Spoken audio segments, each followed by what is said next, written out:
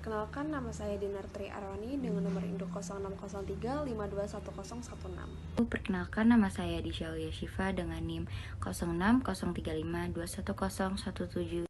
Perkenalkan, nama saya Diva Ferani Ayu dengan NIM 0603521018. Perkenalkan, nama saya Elva Nabila Harwansyah dengan NIM 0603521019. Saya Fahrina Afifah dengan NIM 0603521020. Psikologi Islam adalah ilmu yang berbicara tentang manusia, terutama kepribadian manusia yang bersifat filsafat, teori, metodologi, dan pendekatan problem dengan didasari sumber-sumber formal Islam, akal, indera, dan intuisi. Definisi yang diajukan tersebut mengandung unsur bahwa psikologi merupakan salah satu dari kajian-kajian masalah-masalah keislaman.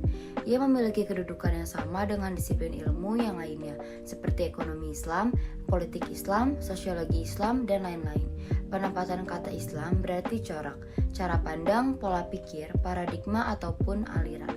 Artinya, psikologi yang dibanding bercorak atau memiliki pola pikir sebagaimana yang berlaku pada tradisi keilmuan dalam Islam, sehingga dapat membentuk aliran tersendiri yang unik dan berbeda dengan psikologi kontemporer pada umumnya, yang terikat pada kerangka ontologi dan epistemologi. Di sini saya akan menjelaskan tokoh pertama dari psikologi Islam, yaitu Al-Ghazali. Tokoh yang dibahas dalam pembahasan kali ini merupakan seorang filosof teolog terbesar dalam Islam. Namanya Abu Hamid Ibnu Muhammad Al-Tusi Al-Safi Al-Ghazali. Dikenal dengan Imam Al-Ghazali tahun 1058 sebelum Masehi. Ia lahir di Khorasan, tepatnya di desa Ghazalah, pinggir kota Tus yang terletak di bagian timur laut negara Iran, dekat dengan kota Mashhad, ibu kota wilayah Khorasan. Al-Ghazali berasal dari keluarga yang kuat agamanya. Setiap hari ayahnya bekerja sebagai penenun kain dari bulu biri-biri. Hasil tenunannya dibawa ke kota Tus untuk dijual. Meskipun ayahnya tidak memiliki harta yang banyak, namun beliau seorang ayah yang jujur dan baik hati. Konsekuensi logis dari pandangan yang menyatakan bahwa disposisi manusia itu fitrah sesuai dengan hadis Nabi SAW menjadikan pendidikan usia dini memegang peranan penting. Tujuannya untuk mencegah kefitrahan itu dimasukkan hal-hal negatif. Atas dasar inilah Islam dikehendaki umatnya membangun masyarakat beradab dan berbudaya melalui pendidikan intensif yang menggarap dua wilayah sekaligus, spiritual dan fisik, jiwa dan raga. Al-Ghazali menekankan pentingnya orang tua untuk mendidik anak mereka, bukan mendiktenya, terutama dalam pendidikan moral. Al-Ghazali menyarankan para orang tua harus berusaha sehalus mungkin menerapkan hukuman psikologis dan menjauhi hukuman fisik. Alasannya agar menimbulkan perasaan sesal dan bersalah daripada ketakutan dan juga kemarahan. Kontribusi dalam psikologi, Al-Ghazali pun turut berjasa dan juga mengembangkan psikologi Islam dan juga psikologi Sufi. Dalam dua kajian psikologi itu, ia banyak membahas tentang konsep diri serta penyebab penderitaan dan kebahagiaan. Ia menggunakan istilah psikologi yang dikembangkan sendiri seperti kalbu, hati, roh, nafs atau jiwa, dan juga akal, pikiran. Menurut dia, sesuatu yang ideal begitu dirindukan dan juga melekat pada setiap diri. Setiap diri memiliki dorongan sensori dan juga motorik untuk memenuhi kebutuhan jasadnya, papar Al-Ghazali. Keduanya melahirkan selera dan juga kemarahan. Menurutnya, selera mendorong rasa lapar, haus, dorongan seksual, sedangkan kemarahan memicu terjadinya kemukaan dan balas dendam. Ia membagi motif sensori dalam 5 indera luar seperti mendengar, melihat, mencium, merasa, dan juga menyentuh. Selanjutnya tokoh kedua dari psikologi Islam yaitu Ibnu Sina. Beliau dengan nama lengkap Abu Ali Al-Husain bin Abdullah bin Sina atau orang barat menyebut Avicenna, dilahirkan di Afshana dekat Bukhara yang saat ini di sekitar Uzbekistan. Di samping itu mengkaji bidang psikologi dan filsafat. Beliau juga pakar dalam bidang ilmu-ilmu keislaman dan kedokteran. Tidak kurang dari 450 buku karya tulis yang menjadi referensi kemajuan ilmu dan teknologi di era Eropa dan modern. Di antara kitab beliau yang terkait dengan psikologi adalah Ahwal an-Nafs. Ibnu Sina telah memformulasikan konsep jiwa yang utuh. Ia menjelaskan makna jiwa dalam bentuk hakikat dan juga pembagiannya. Jiwa adalah sesuatu yang maujud atau ada. Jiwa bisa dipahami sebagai sesuatu yang berbentuk fisik yang materi melekat pada diri manusia, tampak dan tidak tersembunyi. Tetapi pada waktu lain ia mengandung arti sebagai sesuatu yang berbentuk non material yang mengalir pada diri fisik manusia sebagai jauhar atau substansi yang berdiri sendiri. Sesungguhnya konsep jiwa yang dikemukakan oleh Ibnu Sina meskipun terhilami dari pandangan filsafat Yunani, terutama Aristoteles dan Platonis, namun hal tersebut telah diadaptasi dengan konsep Islam, sehingga makna dan kandungannya merupakan cerminan dari ajaran Islam. Karya-karyanya tercatat ada sekitar 267 karya Ibnu Sina yang telah ia tulis, dan di antara karya tulisnya yang terpenting adalah Al-Shifa, berisikan uraian tentang filsafat yang terdiri atas 4 bagian, yaitu ketuhanan, fisika, matematika, dan logika. Kedua, Al-Najat, berisikan keringkasan dari kitab Al-Shifa. Karya tulis ini ditujukan khusus untuk kelompok terpelajar yang ingin mengetahui dasar-dasar ilmu hikmah secara lengkap. Yang ketiga ada Al-Kanun fi Al-Tib, berisikan ilmu kedokteran yang terbagi atas 5 kitab dalam berbagai ilmu dan jenis-jenis penyakit dan lain-lainnya. Terakhir ada Al-Isyarat wal Antabihat, isinya mengandung uraian tentang logika dan hikmah. Ini merupakan karya besar dalam seluruh pemikirannya. Di samping itu juga ia menulis berbagai risalah dalam disiplin filsafat, etika, logika, dan psikologi. Selanjutnya saya akan menceritakan tokoh yang bernama Abu Zaid al-Balkhi. Al-Balkhi lahir pada tahun 235 Hijriah atau 849 Masehi.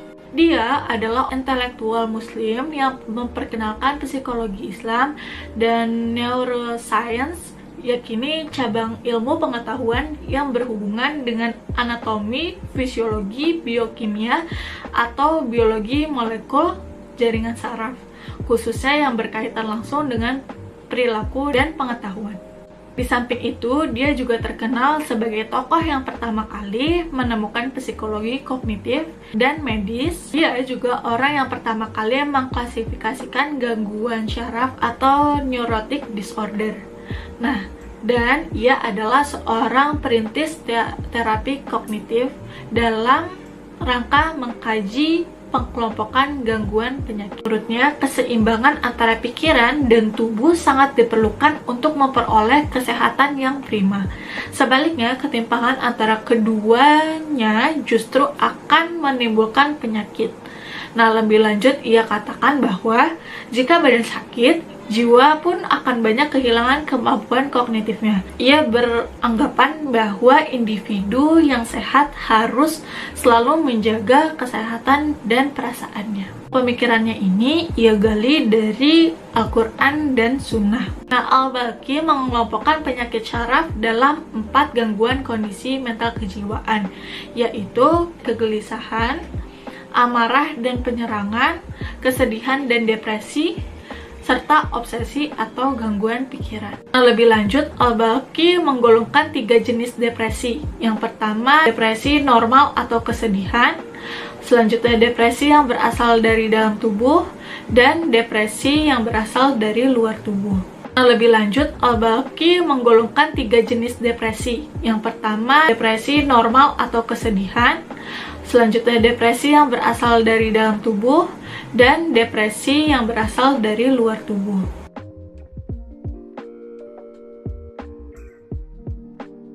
Selanjutnya saya akan menceritakan tokoh yang bernama Profesor Dr. Ahmad Mubarok MA. Profesor Dr. Ahmad Mubarok MA merupakan profesor pertama di Indonesia dalam bidang psikologi Islam yang lahir di Purwokerto pada tanggal 15 Desember tahun 1945. Ia mengenyam pendidikan dasar di pesantren, kemudian melanjutkan pendidikan tinggi di IAIN atau sekarang disebut dengan UIN, Jakarta, dengan konsentrasi ilmu perbandingan agama Fakultas Usluddin pada tahun 1976. Ia mengambil pendidikan singkat pada tahun 1988 di Universitas Al-Azhar Kairo dalam bidang dakwah. Setelahnya, ia melanjutkan pendidikan Magister Islamic Studies yang ditempuhnya pada Sekolah Pascasarjana IAIN Jakarta pada tahun 1992 dengan konsentrasi ilmu tasawuf. Dan gelar doktoralnya diraih pada bidang konsentrasi tafsir jiwa dengan disertasinya berjudul Konsep Naus dalam Al-Quran pada tahun 1998. Pandangannya yang paling terkenal adalah mengenai integritas Islam dan psikologi, sebagaimana dalam karyanya yang berjudul Psikologi Islam sebagai kearifan dan kecerdasan hidup. Nah, ia berkata bahwa yang membedakan antara psikologi barat dan psikologi Islam adalah rumusan konsep manusia dalam mendekatinya.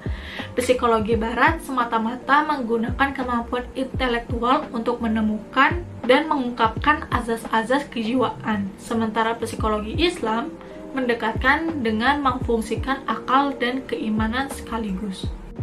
Nah, terlepas dari pro kontra psikologi modern sebagai ilmu sekuler, psikologi harus dilihat sebagai upaya manusia untuk membuka rahasia sunatullah yang bekerja pada diri manusia. Ia mendirikan sebuah lembaga bagi pengkaji Islam indigenous psychology yang bernama Mubarak Institute di daerah Tebet, Jakarta, dan pesantren berbasis psikologi Islam di wilayah Sulawesi Selatan yang telah diresmikan pada akhir tahun 2013. Tokoh psikologi Islam yang pertama ada Ibnu Al-Haytham. Nama lengkapnya adalah Abu Ali Muhammad Al-Hasan Ibnu Al-Haytham. Lahir di Basroh, Irak pada 965 Masehi dan wafat di Kairo, Mesir pada 1040 Masehi. Biografi singkat. Dikenal dalam kalangan Islam, pandai di barat dengan nama Al-Hazen, adalah seorang ilmuwan Islam yang ahli dalam bidang sains, falak, matematika, geometri, pengobatan, dan filsafat. Kecintaannya kepada ilmu telah membawanya berhijrah ke Mesir. Kemasyhurannya sebagai ilmuwan menyebabkan pemerintah Bani Fatimiyah di Mesir waktu itu, yaitu pemerintahan Khalifah Al-Hakim bin Amirillah, mengundangnya ke Mesir. Teori-teorinya dalam psikologi Islam. Dia menunjukkan bahwa pengalaman pribadi memiliki efek pada apa yang orang lihat dan bagaimana mereka melihat, dan bahwa visi dan persepsi adalah subjektif. Khalifah juga berpendapat bahwa Ibnu Al-Haytham juga harus dipertimbangkan pendiri dari psikofisik, sebuah subdisiplin dan pelopor untuk psikologi modern. Teori-teori lainnya yaitu, sementara itu Ibnu Al-Haytham alias Al-Hazen lewat kitabnya yang terkenal Book of Optics dianggap telah menerapkan psikologi eksperimental, yakni psikologi persepsi visual. Dialah ilmuwan pertama yang mengajukan argumen bahwa penglihatan terjadi di otak dibandingkan di mata. Al-Haytham menegaskan bahwa pengalaman seseorang memiliki efek pada apa yang dilihat dan bagaimana seseorang melihat. Al-Haytham banyak mengupas tentang persepsi visual termasuk sensasi, variasi dalam sensitivitas, sensasi rabaan, persepsi warna, serta persepsi kegelapan. Yang selanjutnya ada tokoh psikologi Islam yang kedua yang bernama Profesor Dr. Hajjah Zakiyah Darajat. Dilahirkan di Bukit Tinggi, Sumatera Barat, 6 November 1929. Meninggal di Jakarta dalam usia 83 tahun pada 15 Januari 2013. Biografi singkatnya, semasa hidup, Zakiyah Darajat tidak hanya dikenal sebagai psikolog dan dosen, tetapi juga mubalik dan tokoh masyarakat. Rektor UIN Syarif Hidayatullah Jakarta, Komarudin Hidayat menyebut Zakiyah Darajat sebagai pelopor psikologi Islam di Indonesia. Dia merupakan guru besar UIN Syarif Hidayatullah Jakarta dan juga Zakiyah merupakan ulama perempuan pertama yang menjadi ketua MUI. Dia juga pernah menjadi direktur pembinaan perguruan tinggi agama Islam, menjadi Dewan Riset Nasional dan pernah menjadi Dewan Pertimbangan Agung. Bahkan dia juga pernah diberikan amanah sebagai Ketua Perhimpunan Perempuan Alumni Timur Tengah. Pada tahun 1956, ia menerima beasiswa dari Departemen Agama untuk melanjutkan pendidikan ke Mesir. Di Mesir, ia langsung diterima di Fakultas Pendidikan Universitas Ain Shams, Kairo untuk program S2. Tesisnya tentang problem remaja di Indonesia mengantarnya meraih gelar MA pada tahun 1959. Ketika menempuh program S3, kesibukan Zakiyah tidak hanya belajar. Pada tahun 1964, dengan disertasi tentang perawatan jiwa anak, ia berhasil meraih gelar doktornya dalam bidang psikologi dengan spesialisasi psikoterapi dari Universitas Ain Shams. Teori psikologi Islam. Pendapat Zakia bahwa pada dasarnya tujuan pendidikan Islam adalah membentuk manusia muslim yang sehat mentalnya. Sedangkan kesehatan mental merupakan salah satu sub ilmu jiwa atau psikologi. Untuk lingkungan pendidikan Islam bagi Zakia ada 3, yaitu keluarga yang menjadi tanggung jawab orang tua, sekolah yang menjadi tanggung jawab para guru atau dosen, dan masyarakat yang menjadi tanggung jawab masyarakat dan pemerintah. Teori psikologi Islam lainnya. Peranan pendidikan Islam dalam kesehatan mental dalam pandangan Zakia Darojat dapat diungkapkan sebagai berikut. Pertama, memberikan bimbingan dalam kehidupan. Zakia Darojat menegaskan bahwa sebagai pengendali utama dalam kehidupan manusia, yaitu kepribadian yang meliputi seluruh unsur pengalaman, pendidikan, dan keyakinan yang diperolehnya sejak kecil. Kedua, penolong dalam kesukaran. Pendapat Zakia Darojat dalam hal ini sangat beralasan, sebab dengan ketenangan batin, seseorang akan mampu menganalisa faktor-faktor penyebab kekecewaannya. Bahkan pada gilirannya, dia mampu menghindarkan diri dari gangguan perasaan yang merupakan efek dari kekecewaan tersebut. Ia pun akan menjalani kehidupannya dengan penuh perasaan optimis. Ketiga, menenteramkan batin. Zakia Darojat menegaskan bahwa terhadap batin yang dalam keadaan resah, agama akan memberikan jalan dan siraman penyejuk hati. Keempat, pengendali moral. Zakia Darojat menyatakan nilai moral dalam agama Islam diatur dan dijelaskan dalam bentuk suruhan atau larangan Tuhan. Kelima, terapi terhadap gangguan mental. Zakia menegaskan bahwa dalam rangka mencari alternatif untuk menanggulangi kesusahan yang diderita orang dalam masyarakat modern. Beraneka ragam ilmu pengetahuan kemanusiaan berkembang cepat, terutama dalam abad modern ini.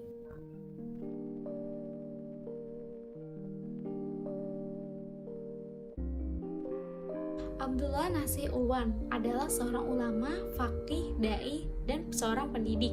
Ia dilahirkan di desa Qodi Askar, kota Halab, Suriah pada tahun 1347 Hijriah atau 1928 Masehi, di sebuah keluarga yang taat beragama dan sudah terkenal dengan ketakwaan dan kesalehannya.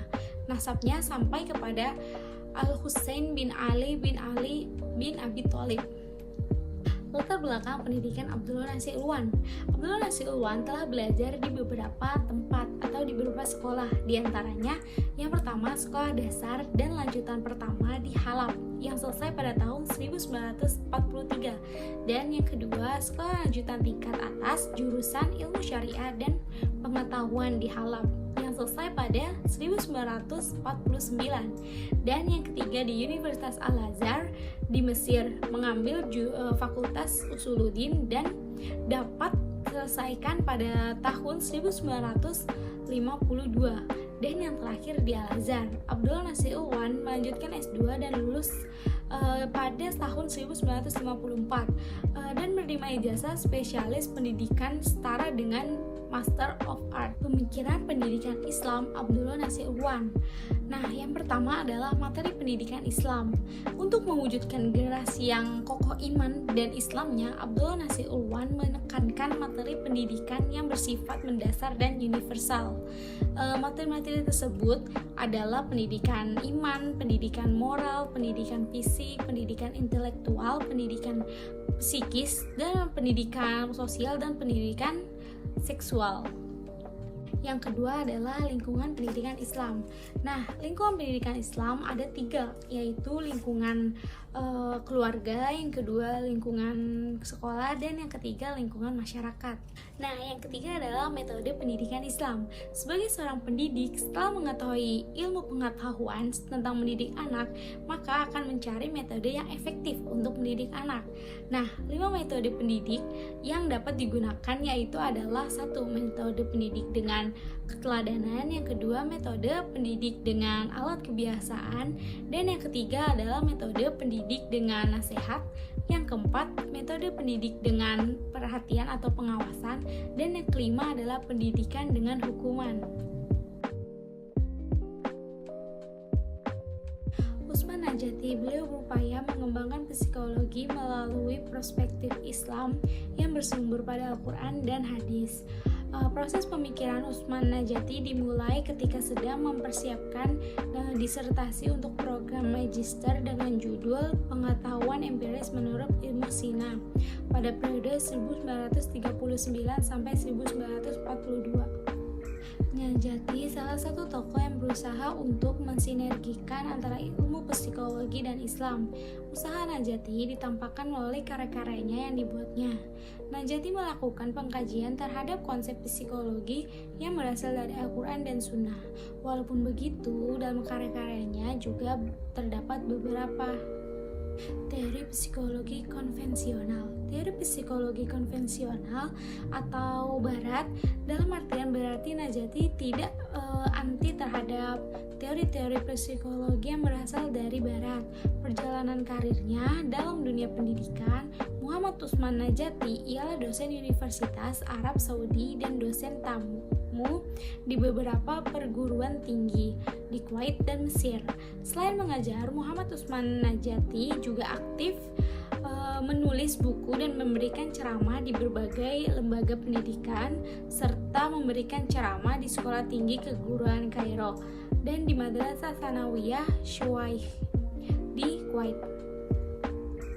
Ringkasan, ceramah tersebut dipublikasikan oleh Universitas Kuwait tahun akademis 1967 sampai 1968 dalam buku Universitas dan Masyarakat 3 diktat, dan makalah memang sering dipersiapkan atau dirancang sedemikian oleh Muhammad Utsman Najati ketika akan mengajar mahasiswanya maupun memberikan ceramah di berbagai forum diskusi dan seminar. Karya Muhammad Utsman Najati berkecimpung dalam dunia psikologi sehingga karya-karyanya yang telah beliau rintis diwarnai oleh permasalahan psikologi, khususnya psikologi Islam. Utsman Najati merupakan salah satu pemikir yang cukup produktif dalam menghasilkan karya-karya di bidang psikologi dalam perspektif Islam. Hal ini ditunjukkan dari hasil penelusuran yang dilakukan terhadap karya-karya Utsman Najati. Profesor Dr. Malik Badri lahir di Rufa'ah, Sudan pada tanggal 16 Februari 1932.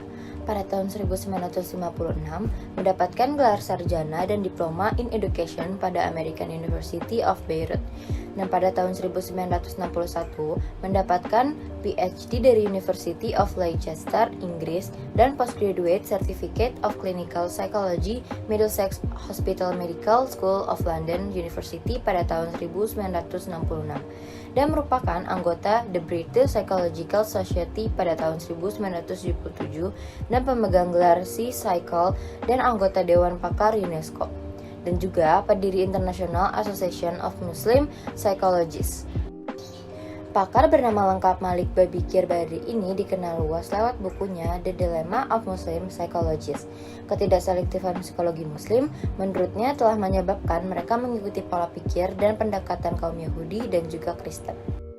Pandangannya mengenai islamisasi psikologi terbagi dalam dua teori. Yang pertama dengan cara mengubah orang menjadi muslim yang lebih baik. Adapun yang kedua dengan cara menjadikan psikologi sebuah ilmu yang sesuai dan bermanfaat bagi umat Islam, yaitu to use Islam to help Muslim. Menurutnya, membangun psikologi Islam tidak semudah membalik telapak tangan. Prosesnya terdiri dari 3 tahap. Langkah pertama yang dilakukan adalah mengkaji secara intensif karya-karya ilmuwan Muslim tentang jiwa manusia.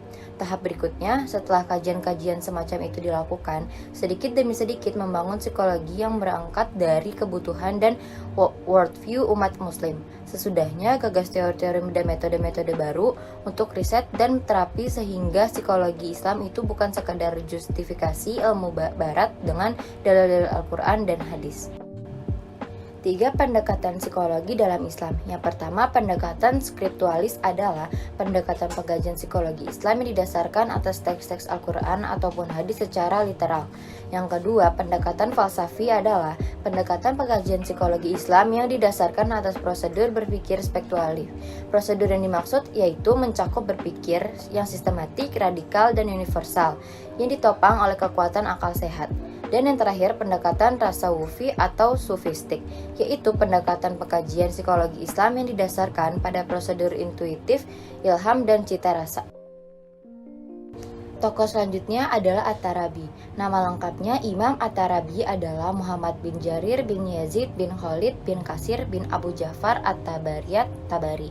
Lahir di kota Amal, Tabaristan yang terletak di pantai selatan Tabaristan pada tahun 224 Hijriah atau 839 Masehi di kota Baghdad. Ia pernah ditunjuk menjadi hakim tetapi ia menolaknya. Lalu pemerintah juga pernah memintanya menjadi hakim yang menangani perkara-perkara kezaliman para pejabat, namun ia pun tetap menolaknya. Dunia psikologi Islam mengenalnya sebagai pencetus terapi penyakit jiwa lewat kitab Firdaus Al-Hikmah yang ditulisnya pada abad ke-9 Masehi. Ia telah mengembangkan psikoterapi untuk menyembuhkan pasien yang mengalami gangguan jiwa. At-Tarabi menekankan kuatnya hubungan antara psikologi dengan kedokteran. Ia berpendapat untuk mengobati pasien gangguan jiwa membutuhkan konseling dan psikoterapi.